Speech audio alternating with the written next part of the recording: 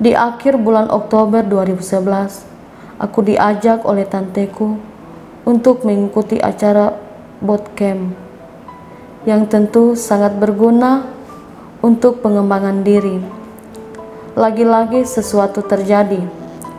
Beberapa hari sebelum berangkat, mataku terasa tidak enak dan semakin hari semakin gelap. Aku tidak memberitahui orang tuaku karena aku sangat ingin mengikuti acara itu. Pada saat acara itu, aku memberitahu ke panitia bahwa mata kiriku tidak bisa melihat, dan ibuku juga baru ku beritahu pada saat acara di hari kedua.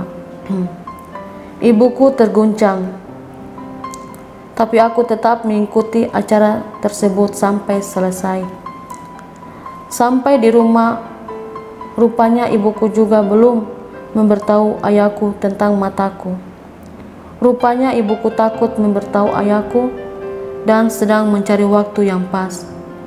2 hari setelah pulang dari bootcamp, aku diajak lagi oleh tanteku untuk mengikuti acara kelanjutan dari acara tersebut, dan mereka akan mendaftarkan aku di dokter rumah sakit Syahid yang letaknya dekat dengan gedung di mana acara tersebut diadakan. Tidak bisa digambarkan bagaimana respon kedua orang tuaku bahwa mata kiriku memang tidak bisa melihat lagi, jadi tinggal yang kanan harus diselamatkan. Aku kembali lagi harus diopname di rumah sakit awal Bros. Mataku sangat nyeri. Aku didiagnosa neuromyelitis optika varian dari MS. Melalui pengobatan, kondisi mata kiriku membaik 50% dan tetap mengkonsumsi obat-obatan sampai akhirnya aku bisa melihat lagi sampai 80%. Segala upaya dilakukan orang tuaku untuk kesembuhanku, mencari informasi sebanyak mungkin. Dengan kondisiku seperti ini, aku ingin mempunyai sesuatu yang berprestasi. Atas dukungan dan bantuan tanteku, Veronica Kolondam, aku melanjutkan kuliah online di BINUS jurusan Marketing Manajemen pada tahun 2011. Dengan kondisi penyakitku yang menyerang sistem syaraf pusat ternyata terlalu berat buat aku, sampai akhirnya aku mengalami depresi berat pada akhir 2012. Sebagai akumulasi stres karena kesehatanku yang harus berulang diopname, aku ingin melakukan banyak hal tapi belum mampu. Aku perlu bantuan orang lain dalam banyak hal. Pada puncak depresi itu, aku tidak mau makan, minum, dan bicara. Aku tidak mampu berdoa. Dalam hati aku bertanya, mengapa begini Tuhan? Sahabat-sahabatku pergi karena kesibukan mereka masing-masing, tapi aku bersyukur aku punya ayah, ibu, dan kakak yang selalu mendukung dan mengasihi aku. Kerabat dan orang-orang di lingkungan kehidupanku selalu menguatkan aku. Setelah menjalani pengobatan beberapa bulan untuk depresinya, aku mulai kembali ingin melakukan kegiatan. Aku menghubungi Ibu Christina Arjani, ibu rohaniku, yang sedang menjalankan usaha sendiri. Aku minta apa aku bisa bantu-bantu kerja di perusahaannya. Atas campur tangan Tuhan, Ibu Christine datang ke rumah bersama dengan orang HRD, dan aku diminta menjadi sebagai web designer di perusahaannya. Betapa senangnya aku saat itu walaupun aku sama sekali boleh dikatakan tidak tahu mengenai di bidang itu. Tapi karena aku sudah menyanggupi, aku harus berusaha untuk mencari tahu tentang bidang itu. Aku pun kursus kilat dengan memanggil orang yang ahli di bidang itu ke rumah. Puji Tuhan, dengan bantuannya aku mulai paham dan sedikit demi sedikit bisa menjalankan pekerjaan itu dari rumah. Aku merasa senang dengan keadaan seperti begini aku bisa bekerja. Tapi aku tahu dan sangat yakin bahwa Tuhan Yesus yang memakai Ibu Christina untuk membantu dan menyalurkan berkat-Nya buat aku. Namun, sejak keluar dari rumah sakit, tubuhku sering menggigil dan perutku terasa sakit. Kalau posisi duduk sampai perut tertekan, baru aku merasa enak sampai bisa tertidur. Ini aku alami beberapa bulan.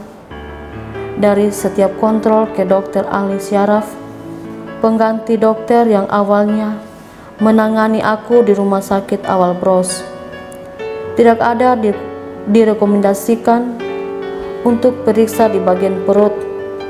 Sampai akhirnya ibuku bertanya lagi ke dokter, mengapa aku selalu menggigil dan perut terasa sakit.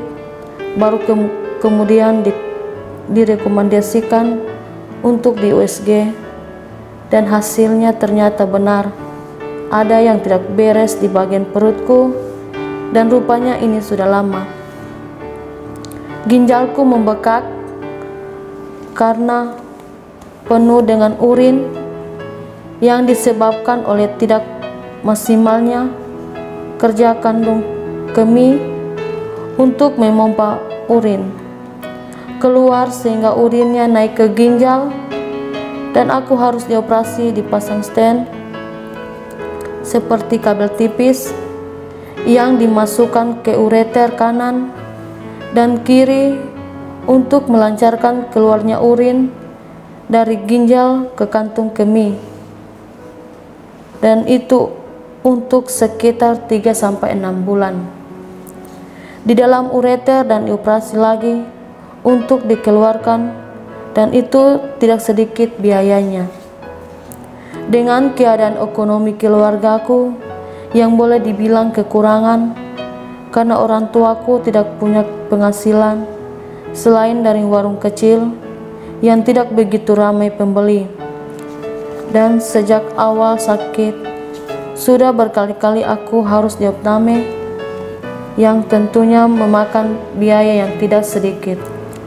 Satu-satunya jalan untuk membiayai pengobatanku, orang tuaku memutuskan untuk menjual rumah, tapi itu tidak mungkin bisa secepat kami membutuhkan dana. Sementara menunggu rumah terjual, kami harus ada dana untuk operasi. Akhirnya dengan keadaan terpaksa, karena operasi harus segera dilakukan, orang tuaku meminjam uang dulu untuk biaya operasi. Kami mendapatkan pinjaman uang dari kenalan satu gereja yang kebetulan menghubungi ibuku. Pada saat menemani aku di rumah sakit dengan sangat berat, ibuku memberanikan diri untuk meminjam dari ibu itu. Dengan tidak panjang lebar, beliau langsung menyetujui. Tuhan memakai beliau untuk menyalurkan berkat-Nya pada kami. Penderitaanku sepertinya sudah lengkap. Aku harus pakai kateter untuk mengeluarkan urin yang ditampung di urin bag, dan aku memakai itu selama 1 tahun. Oh iya, ibuku juga pernah komunikasi dengan Ibu Ondang, seorang penyandang tunadaksa, seorang yang cacat lumpuh karena kecelakaan. Tapi pertolongan Tuhan luar biasa. Dengan keadaan seperti itu, beliau bisa dikaruniakan anak walaupun menurut dokter itu tidak mungkin. Nah, dari beliau, ibuku tahu bahwa tidak perlu pakai kateter dengan selang panjang dengan urin bag yang menggantung, bisa dengan kateter yang pendek, cukup untuk dicabut, pasang saja, jadi tidak dibawa kemana-mana yang rentan infeksi. Jadi ibuku adalah susterku. Beliau yang lakukan itu semua untuk aku, bahkan tengah malam harus bangun untuk cabut pasang kateter. Memang sudah jalan-jalan Tuhan. Akhirnya rumahku cepat laku terjual dan orang tuaku bisa membayar hutang. Tapi betapa syoknya melihat keadaan rumahku baruku yang luasnya 1-3 lebih kecil dari rumah yang lama. Aku sempat mengalami stres lagi.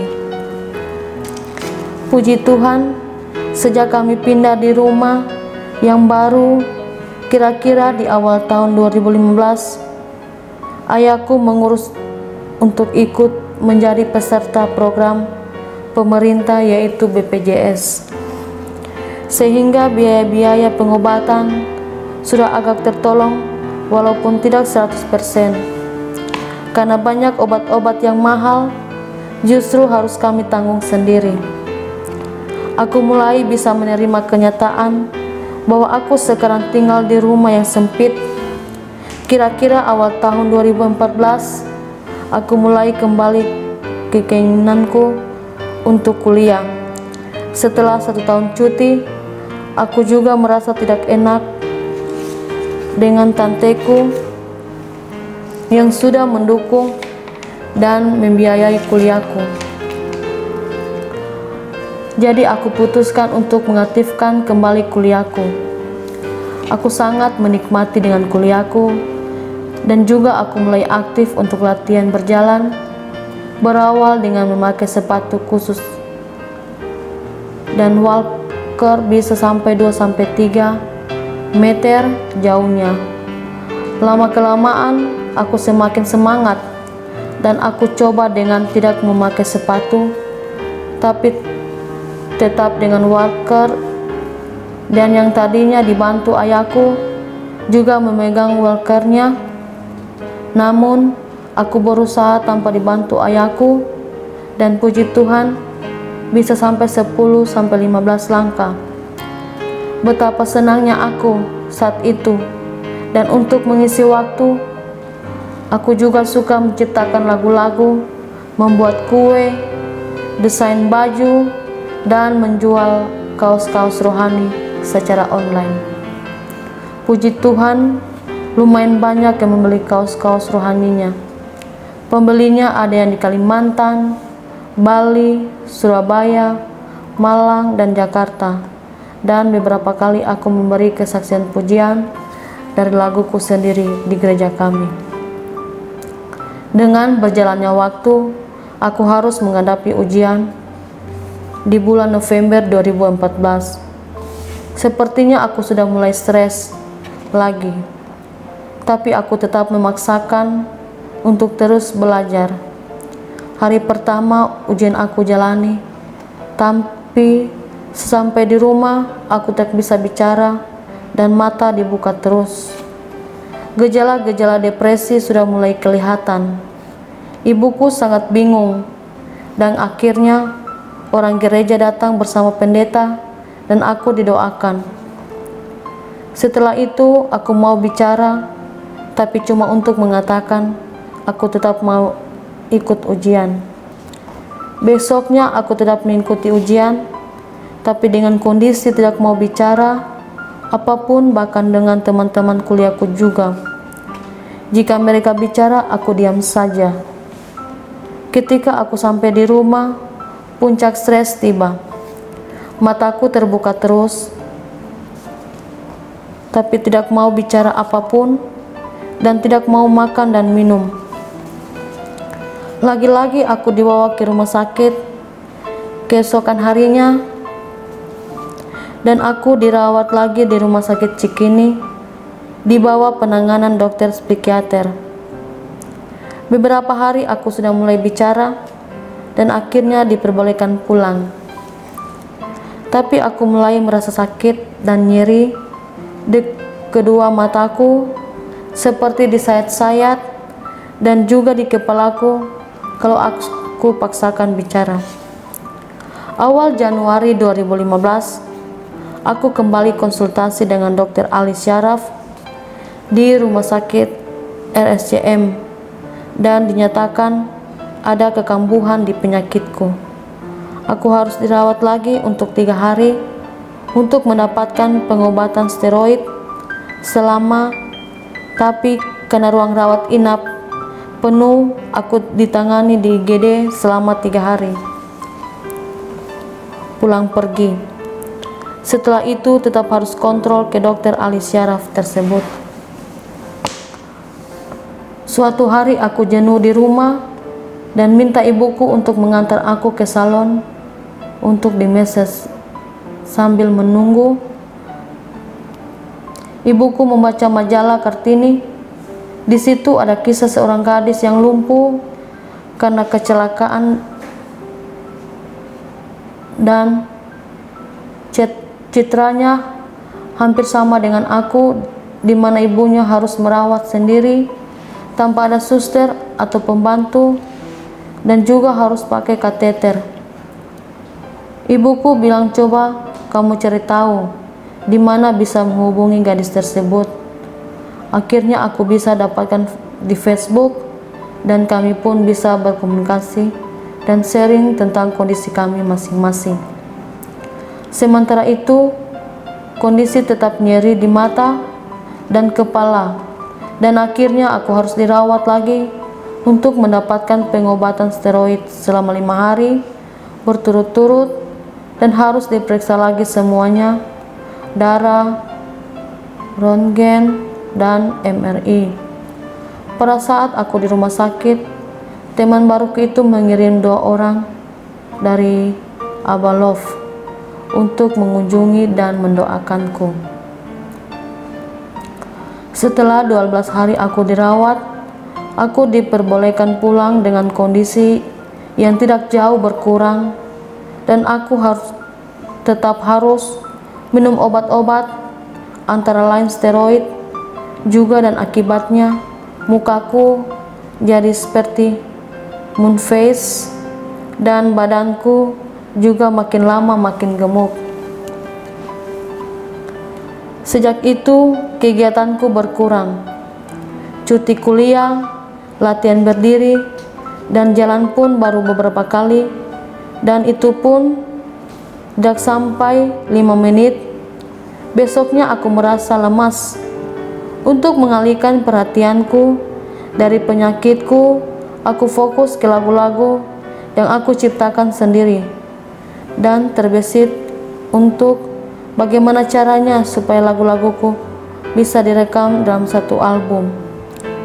Kebetulan aku pernah diperkenalkan dengan J-Flow via telepon, dan setelah berkonsultasi dengan J-Flow, akhirnya aku dihubungkan dengan temannya dan yang memang berkecimpung di bidang rekaman. Salah satu laguku aku kirim dan dibuatkan aransemennya. Akhirnya jadilah satu lagu yang direkam, walaupun orang tuaku dan kakakku kurang setuju karena aku harus membayar cukup mahal dari uang tabunganku sendiri hanya untuk satu lagu. Sebelum urusan rekaman lagu, aku juga mengalihkan perhatianku ke beberapa baju yang aku desain sendiri, dan aku pun menghubungi kenalanku dari Yayasan Light Tita yang punya butik. Apa boleh aku titipkan jualkan di butiknya? Dengan ramahnya dia menjawab boleh. Jadi sudah ada beberapa yang dititipkan di sana. Semenjak penyakitku kambuh beberapa bulan ini, aku harus cek laboratorium karena banyak mengkonsumsi obat-obat setiap 2 minggu. Suatu hari, di saat aku lagi menunggu di laboratorium RSCM, temanku yang tunanetra menelepon menanyakan apakah aku bersedia untuk diwawancara oleh penerbit majalah Rohani Bahana. Aku langsung menyetujui, karena dalam hal apa saja, kalau untuk kesempatan bersaksi aku bersedia. Semakin banyak orang tahu tentang perjalanan hidupku dengan penyakitku ini, semakin baik, karena bisa membangkitkan semangat untuk mereka yang mungkin sependeritaan dengan aku, yang mungkin sudah patah semangat dan putus asa. Mereka bisa melihat bahwa dalam keadaan seperti ini pun Tuhan Yesus tidak pernah membiarkan aku sendiri dengan penderitaanku. Walaupun aku juga mengalami jatuh bangun dalam menjalaninya, tapi pertolongan Tuhan selalu aku rasakan. Begitu juga supaya mereka yang sehat, yang sedang mengalami persoalan dalam hidupnya dan sampai hampir putus asa, mereka bisa bangkit kembali dan selalu bersyukur dengan mengetahui keadaanku yang seperti ini, tapi tetap berjuang dengan tidak putus asa.